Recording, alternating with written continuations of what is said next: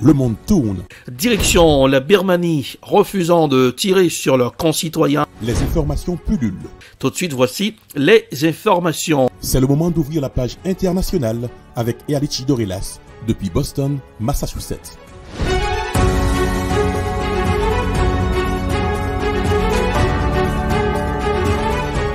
Mesdames, Messieurs, bonsoir. La page internationale fait son retour sur la radio évangélique Hosanna 102.3 FM à Jacmel depuis la newsroom de la capitale des grandes universités du monde, Boston, Massachusetts. Et Ealichi Dorelas pour présenter la page internationale à Jacmel pour le grand journal François Rubens assure les manœuvres techniques. Bonsoir aux auditeurs de la radio évangélique Hosanna 102.3 FM à Jacmel. Selon les autorités ukrainiennes, l'armée russe aurait bombardé plusieurs villes ce mardi, touchant 2 immeubles résidentiels de la capitale Kiev.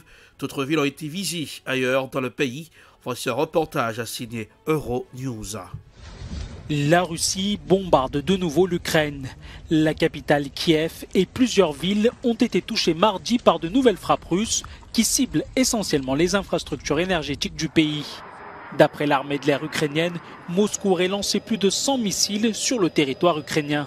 Selon le maire de Kiev, 2 immeubles résidentiels auraient été touchés et le corps d'une personne décédée aurait été retrouvé dans les décombres.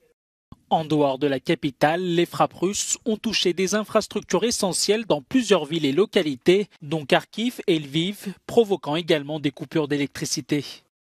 Dans un tweet publié dans la journée, le ministre ukrainien des Affaires étrangères a accusé Moscou de recourir à la terreur pour contrer l'élan ukrainien. De son côté, le président Volodymyr Zelensky a réagi en affirmant que la Russie n'atteindra pas son objectif. Le bruit assourdissant des bombes contrastait ce mardi avec le calme qui régnait dans la ville de Novakharovka, dans la région de Kherson. Signe des difficultés des Russes sur le terrain, les autorités d'occupation ont dû abandonner cette ville située sur la rive gauche du Dniepr. Les bombardements de la Russie interviennent quelques jours après le retrait des forces russes du nord de la région de Kherson. La reconquête de la ville de Kherson, la seule capitale régionale dont les troupes de Moscou avaient pu prendre le contrôle, a porté un coup important à l'offensive de Vladimir Poutine. Lundi, lors de sa visite à Kherson, le président ukrainien avait déclaré que la libération de la ville était le début de la fin de la guerre.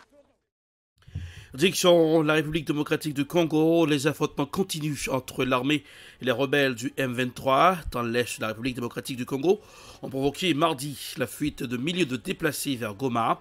Au moment où arrivait dans la ville l'ex-président kenyan et facilitateur Uhuru Kenyatta. Voici un reportage à signer Africa News. C'est dans son nouveau rôle de facilitateur de la communauté des États d'Afrique de l'Est que l'ancien président kényan s'est rendu à Goma ce mardi. Uhuru Kenyatta effectue cette visite alors que les combats se poursuivent au nord de la ville entre l'armée congolaise et les rebelles du M23.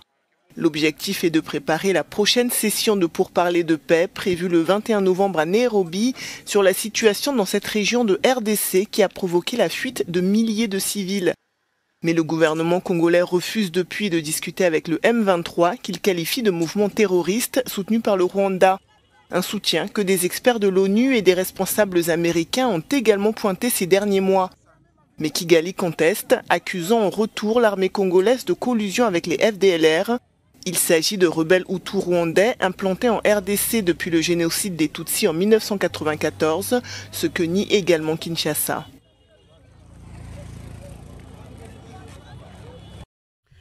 Parlons du G20. Lors de la réunion du G20 à Bali, en Indonésie, le chef de la diplomatie russe, Sergei Lavrov, qui représente Vladimir Poutine, s'est exprimé au sujet de la guerre en Ukraine. Il a estimé que si Moscou n'est pas opposé à la négociation avec Kiev, écoutons les comptes rendus de l'envoyé spécial de la RT. Oui, bonsoir Sophie. Alors l'inflation, la pandémie, les dettes publiques colossales, pourquoi la coopération internationale entre les principaux acteurs de la planète est plus que jamais importante. Théoriquement, c'est ça l'objectif de ce G20, une réunion considérée comme cruciale pour relever les défis économiques actuels. Pourtant, cette première journée s'est concentrée sur un tout autre sujet, la guerre en Ukraine. Et vous l'avez dit, Sophie, Sergueï Lavrov, le ministre russe des Affaires étrangères, a tenu une conférence de presse tout à l'heure après avoir participé à la session plénière du G20 et il en a déploré la politisation. Écoutez-le. Cette convention, elle aborde toutes les orientations qui ont été traitées. Ça concerne la santé, la numérisation, la crise énergétique. Et nos collègues ont cherché par toutes sortes de moyens de politiser cette déclaration finale et de façon à pouvoir critiquer la Fédération de Russie de la part des membres du G20 et notamment de la part de la Russie elle-même. Et évidemment, ce thème est évidemment abordé, bien que ça ne fasse partie ni de l'ordre du jour ni de la compétence du G20. Sergueï Lavrov qui a dénoncé le caractère russophobe du discours de Volodymyr Zelensky, un discours virtuel enregistré et de 20 minutes ce matin. Le patron de la diplomatie russe, au-delà des discours publics, s'est entretenu à huis clos avec Emmanuel Macron ou encore Olaf Scholz, le chancelier allemand, et il leur a signifié que la balle était dans le camp de l'Ukraine en ce qui concerne d'éventuelles négociations. Les pays du tiers-monde, en fait, ont appelé à un règlement pacifique et à la conclusion d'accords. Ils savent très très bien, pertinemment, qui freine ce processus, c'est-à-dire l'Ukraine, puisque Zelensky s'est fixé lui-même, du point de vue constitutionnel, l'interdiction de conclure un accord avec la Russie.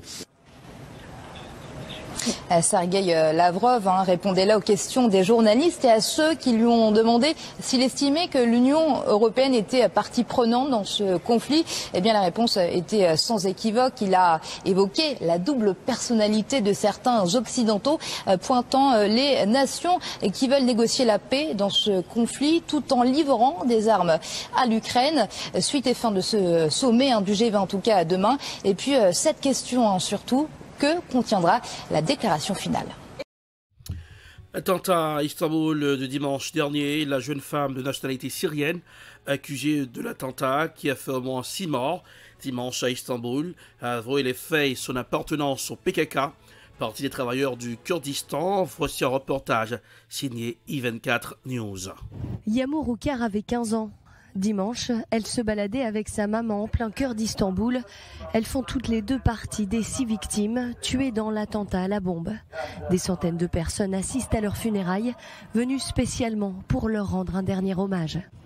Nous sommes profondément tristes, nous sommes effondrés par ces pertes. Le fait qu'une jeune enseignante et sa fille aient été victimes d'une attaque aussi horrible nous a profondément bouleversés. C'est une attaque contre l'humanité, la démocratie et la stabilité. À quelques kilomètres de là, sur les lieux de l'attaque, des fleurs sont déposées. Des habitants et des touristes se recueillent, tandis que la vie a repris son cours dans cette rue très passante d'Istanbul. Le maire de la ville promet lui de renforcer la sécurité. Nous agirons conformément à notre responsabilité envers Istanbul et pour accueillir les touristes, les visiteurs et les habitants de notre ville dans un environnement plus sûr que celui de dimanche. Personne ne devrait en douter. Nous condamnons le terrorisme et les organisations terroristes au plus haut niveau, comme nous l'avons toujours fait. Que Dieu sauve notre nation. Du côté de l'enquête, près d'une 50aine de personnes ont déjà été arrêtées.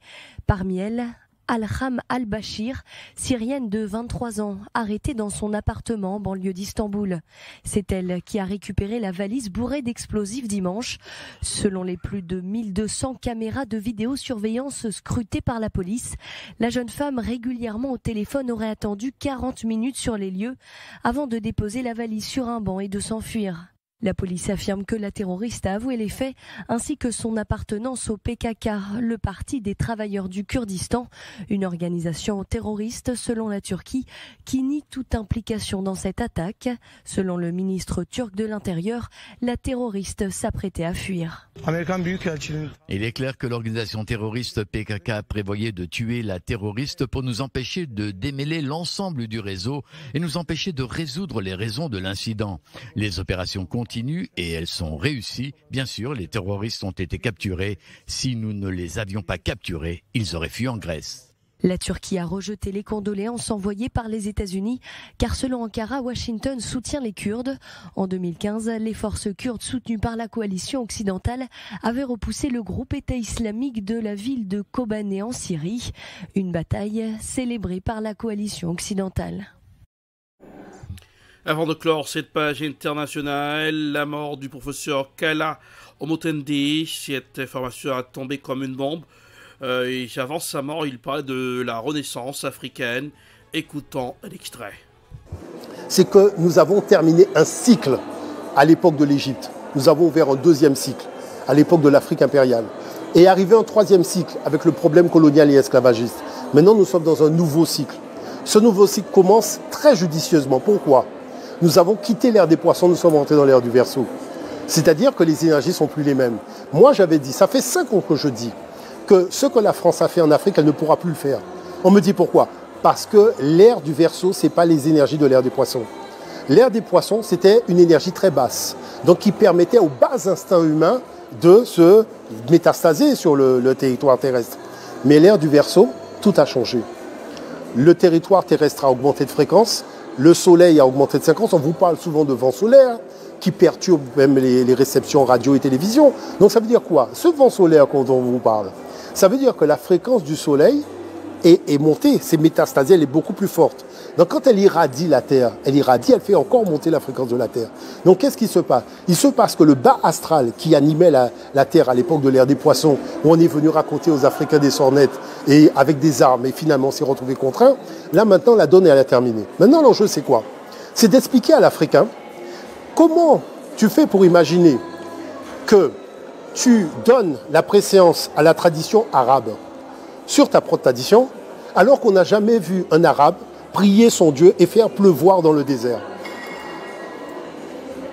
La mort du professeur Jean-Philippe Kalala Omotende, une grande perte pour les afro-descendants. Il a devancé les collines éternelles, paix à son âme. C'est la fin de la page internationale avant de plier bagages. Couleur du temps, Boston 44 degrés Fahrenheit pour ce aujourd'hui, 7 degrés Celsius, il fait froid. À Boston, Jacmel 88 degrés Fahrenheit, du soleil pour Jacmel, 31 degrés Celsius. Pour présenter la page internationale et Lecture à la Boston, la capitale des grandes universités du monde, la production est signée Prod comme d'hab, réalisation Télébeltop, pour le compte de la radio évangélique Hosanna 102.3 FM à Jacmel, le comeback de la page internationale. Bonsoir Joël, bonsoir Ruban, bonsoir aux auditeurs de la radio évangélique Hosanna. Passez un excellent mardi, bonsoir, à demain. C'était la page internationale avec Erlich Dorelas.